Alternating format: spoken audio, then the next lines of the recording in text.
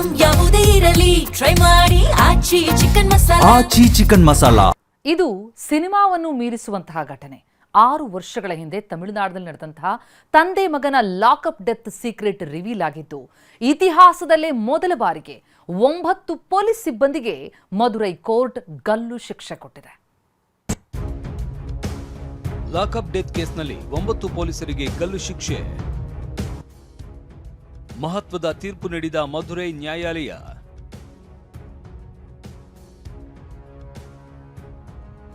2020 ತಮಿಳುನಾಡಿನಲ್ಲಿ ನಡೆದ ತಂದೆ ಮಗನ ಲಾಕಪ್ ಡೆತ್ ಪ್ರಕರಣ ಇಡೀ ದೇಶದಾದ್ಯಂತ ಆಕ್ರೋಶಕ್ಕೆ ಗುರಿಯಾಗಿತ್ತು.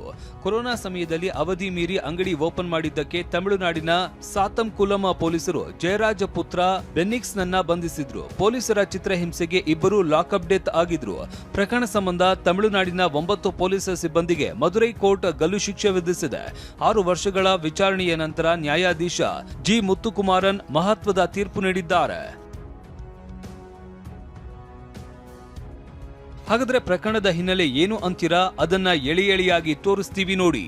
2020 ಜೂನ್ 19ರಂದು ಜಯರಾಜ್ನನ್ನ ಪೊಲೀಸರು ಬಂಧಿಸಿದ್ರು. ತಂದೆ ಬಂಧನದ ಸುದ್ದಿ ತಿಳಿದು ಠಾಣೆವರೆಗೆ ಪುತ್ರ ಬೆನ್ನಿಕ್ಸ್ ಹಿಂಬಾಲಿಸಿದ್ದ.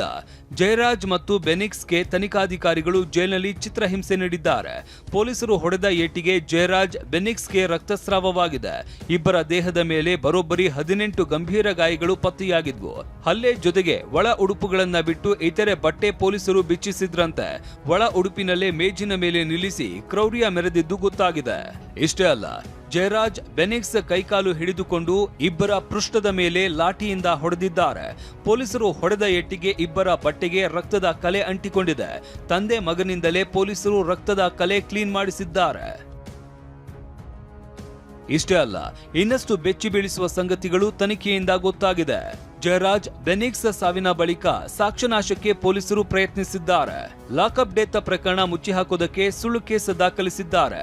ಜೂನ್ 22 ಮತ್ತು 23ರಂದು ಕೋವಿಲ್ಪಟ್ಟಿ ಸಬ್ ಜೈಲಿನಲ್ಲಿ ಇಬ್ಬರು ಮೃತಪಟ್ಟಿದ್ದಾರೆ ಅಂತ ಸಾತಂಕುಲಂ ಠಾಣೆಯ ಪೊಲೀಸರು ಪುಕಾರು ಎಬ್ಬಿಸಿದ್ರು.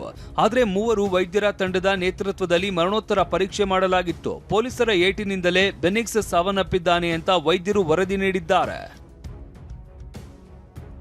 ಈ ಪ್ರಕರಣವನ್ನ ಸಿಬಿಐ ತನಿಖೆ ನಡೆಸಿತ್ತು. ಸಿಬಿಐ ವಾದ ಆಲಿಸಿದ ಕೋರ್ಟ್ ಇನ್ಸ್ಪೆಕ್ಟರ್ ಸೇರಿದಂತೆ 9 ಪೊಲೀಸ್ ಸಿಬ್ಬಂದಿ ದೋಷಿ ಅಂತ ತೀರ್ಪು ನೀಡಿದೆ. ಗಲ್ಲು ಶಿಕ್ಷೆ ವಿಧಿಸಿದೆ. ಇನ್ಸ್ಪೆಕ್ಟರ್ ಎಸ್ ಶ್ರೀಧರ್, ಸಬ್ ಇನ್ಸ್ಪೆಕ್ಟರ್ಗಳಾದ P Raghu Ganesh, K Balakrishnan, head ಕಾನ್ಸ್ಟೇಬಲ್ಗಳಾದ ಎಸ್ ಮುರುಗನ್, ಸಮದುರೈ, ಕಾನ್ಸ್ಟೇಬಲ್ಗಳಾದ ಮುತ್ತುರಾಜ್, ಚೆಲ್ಲಾದುರೈ, ಥಾಮಸ್ ಫ್ರಾನ್ಸಿಸ್, ವೇಲುಮುತ್ತುಗೆ ಶಿಕ್ಷೆ ವಿಧಿಸಿದೆ. 10ನೇ ಆರೋಪಿ ಸಬ್ ಇನ್ಸ್ಪೆಕ್ಟರ್ ಪೌಲ್ದುರೆ ಕೋವಿಡ್ನಿಂದ ಮೃತಪಟ್ಟಿದ್ದಾರೆ. ಬರೋಬ್ಬರಿ 6 ವರ್ಷಗಳ ನಂತರ ಜಯರಾಜ್ ಬೆನ್ನಿಕ್ಸ್ ಸಾವಿಗೆ ನ್ಯಾಯ ಸಿಕ್ಕಿದೆ.